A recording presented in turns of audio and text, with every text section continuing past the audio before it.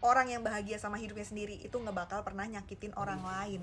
Jadi kalau misalkan lu tuh disakitin ataupun diserang orang gitu ya, dijatohin, diomongin di belakang, itu tandanya orang tersebut itu nggak bahagia sama hidupnya. Makanya mereka pengen nyerang hidup orang-orang yang menurut mereka tuh bahagianya terlalu menyilaukan mata mereka gitu. Kenapa orang yang bahagia itu nggak bakal pernah bisa melukain orang lain? Ya karena menurut mereka tuh ya nggak perlu buat nyakitin ataupun melukain orang lain. Toh mereka sendiri udah ngerasa cukup, udah ngerasa damai sama diri sendiri dan punya empati untuk orang lain. Makanya nggak mau untuk melukai ataupun menyakiti hati orang lain gitu. Karena mereka tahu rasanya itu nggak enak. Makanya mereka nggak mau menerapkan hal itu ke orang lain. Beda sama orang yang nggak bahagia. Orang yang nggak bahagia itu cenderung bisa melukai dan menyakiti orang lain karena mereka itu memproyeksikan rasa sakitnya ke orang lain yang nggak punya rasa sakit yang sama. Biar apa ya? Biar bisa jadi sama kayak mereka. Bahasanya kayak nyari pelampiasan gitu, buat bisa ngelampiasin amarah dan kekecewaan.